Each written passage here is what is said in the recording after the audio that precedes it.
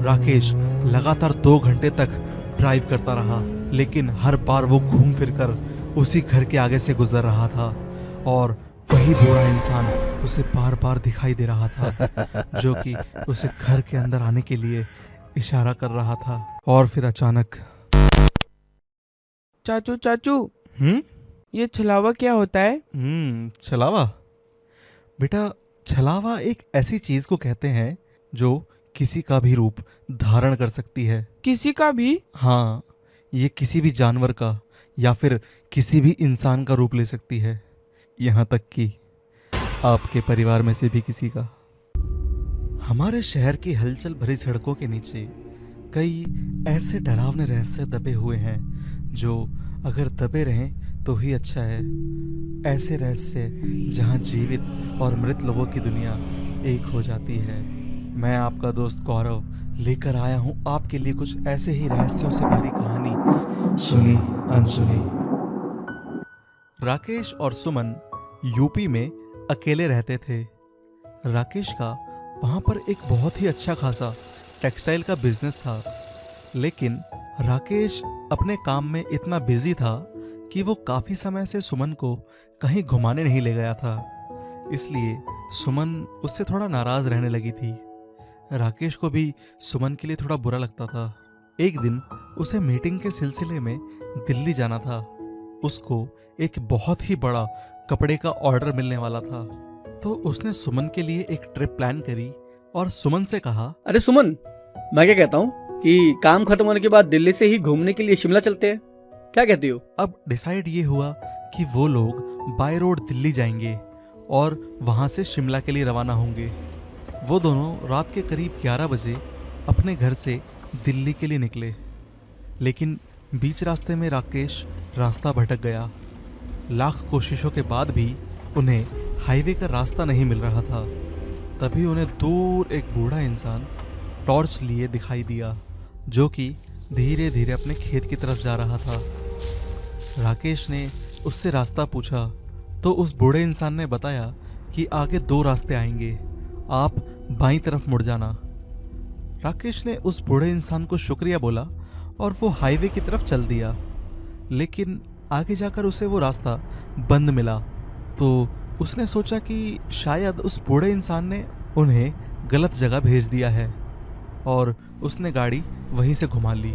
अभी वो 2-3 किलोमीटर ही चले थे कि उन्हें रास्ते में एक घर दिखाई दिया जहां पर एक लाइट जल रही थी। ये देखकर सुमन ने बोला, कमाल है, अभी जब हम इस रास्ते से जा रहे थे तब तो ये घर नहीं था और अब वापसी में ये घर कहाँ से आ गया? हो सकता है उस घर की लाइट बंद हो, इसलिए हमें वो घर ना दिखा हो। खैर, हमें तो रास्ता पूछने से मतलब है, चाहे हम किसी से भी पूछे। राकेश ने गाड़ी उस घर की तरफ मोड़ ली। उसे घर के आगे एक बूढ़ा इंसान अपना मुंह अपने दोनों घुटनों के बीच दबाए हुए बैठा हुआ दिखाई दिया। राकेश ने गाड़ी साइड में लगाई और गाड़ी से उतरा। जैसे ही वो गाड़ी से उतरा, उसे माहौल में कुछ अजीब सा महसूस हुआ। वहाँ इतनी शांति थी, लेकिन फिर भी उसे एक अजीब सा शोर सुनाई दे रहा था।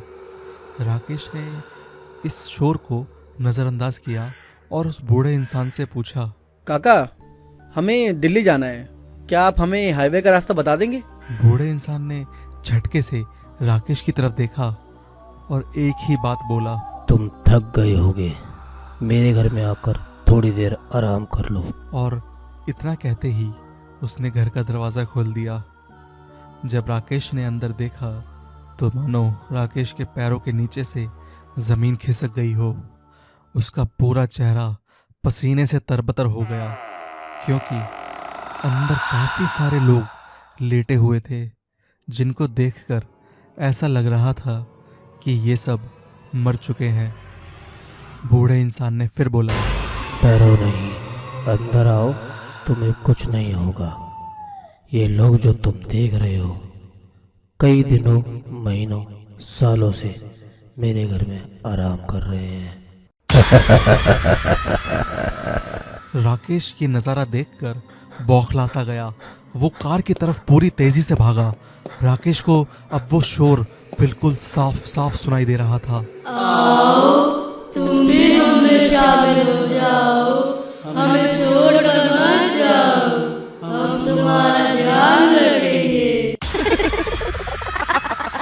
राकेश जैसे तैसे अपनी गाड़ी में पहुंचा और गाड़ी में पहुंचकर उसने गाड़ी जल्दी से स्टार्ट करी और वहां से निकला। राकेश ने रास्ते में सुमन को सब बता दिया और सुमन ये सुनकर डर गई और वो तेज तेज रोने लगी। मुझे कहीं नहीं जाना है, तुम बस हमें सही सलामत घर पहुंचा दो। थोड़ी दूर जाकर उन्होंने गाड़ी साइड में रोकी, लेकिन उनकी बदकिस्मती, क्योंकि सामने फिर से वही घर था जिसे वो कई किलोमीटर दूर छोड़ आए थे। वही मुर्दा लोग और फिर से वही बूढ़ा जिसका चेहरा अब की बार पूरा उल्टा घुमा हुआ था और वो फिर से वही बात बोल रहा था। तुम थक गए होगे, मेरे घर में आकर थोड़ी देर आराम कर लो। इतना बोलते ही वो बूढ़ा आदमी धीरे धीरे राकेश की कार की तरफ बढ़ने लगा। राकेश उस बूढ़े इंसान को देखकर बहुत ज़्यादा घबरा गया। उसने कई बार अपनी गाड़ी स्टार्ट करने की कोशिश करी और आखिरकार गाड़ी स्टार्ट हो ही गई। राकेश ने पूरी तेज़ी से अपनी गाड़ी वहाँ से निकाली। राकेश लगातार 2 घंटे तक ड्राइव करता रहा, लेकिन हर बार वो घूम फिर कर उसी घर के आगे से गुजर रहा था और वही बूढ़ा इंसान उसे बार बार दिखाई दे रहा था, जो कि उसे घर के अंदर आने के लिए इशारा कर रहा था। राकेश ने अपनी हिम्मत ना हारते हुए गाड़ी को रोका नहीं। वो गाड़ी को पूरी तेज़ी से भगाता रहा। कुछ देर में राकेश को एहसास हुआ कि अब सुबह होने वाली है। राकेश सुमन से कहता है, हिम्मत रखो सुमन, सुबह होते हम इस मुसीबत से निकल जाएंगे। और हुआ भी ऐसा ही। जैसे ही सुबह हुई, राकेश को वही रास्ता दिखा जहाँ से उसने बाईं तरफ के लिए गाड़ी मोड़ी थी और उन्हें फिर वही बूढ़ा इंसान दिखा जिसने उन्हें हाईवे के लिए रास्ता बताया था। राकेश डर के मारे गाड़ी नहीं रोकना चाहता था, लेकिन उस बूढ़े इंसान के हाथ हिलाने पर राकेश ने गाड़ी रोकी। क्या हुआ साहब, क्या आपको हाईवे का रास्ता नहीं मिला? राकेश और सुमन इस हालत में नहीं थे कि उसे कुछ बता सकें, साहब क्या हुआ, क्या बात है? पर फिर भी राकेश ने सारी बातें उस बूढ़े इंसान को बताई और बूढ़ा इंसान जल्दी से अपनी झोपड़ी के अंदर भागा और उनके लिए पानी लेकर आया। पानी पीकर दोनों बूढ़े के कहने पर उसकी झोपड़ी में आराम करने के लिए चले गए।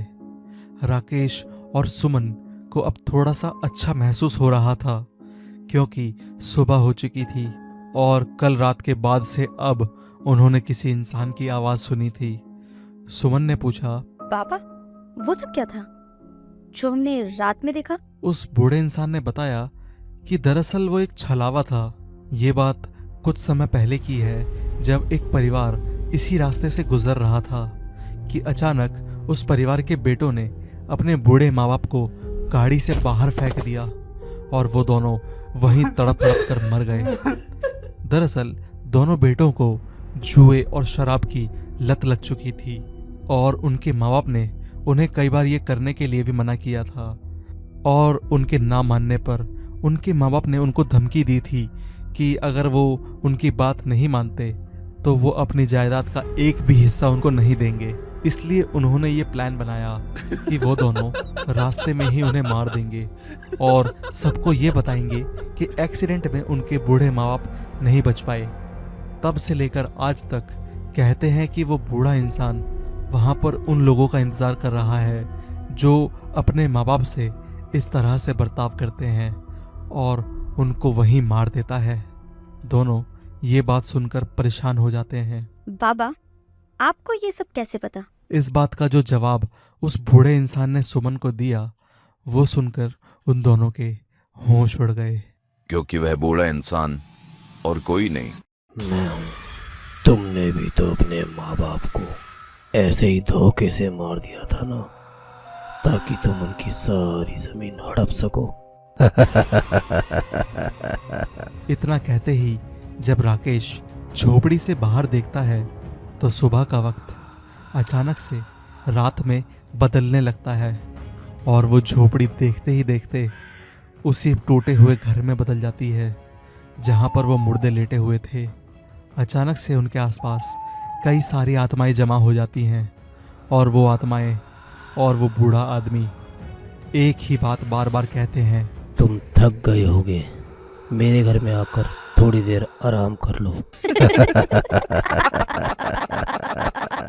इस घटना के बाद से राकेश और सुमन आज तक लापता हैं और किसी को भी कोई खबर नहीं कि वो दोनों कहाँ हैं।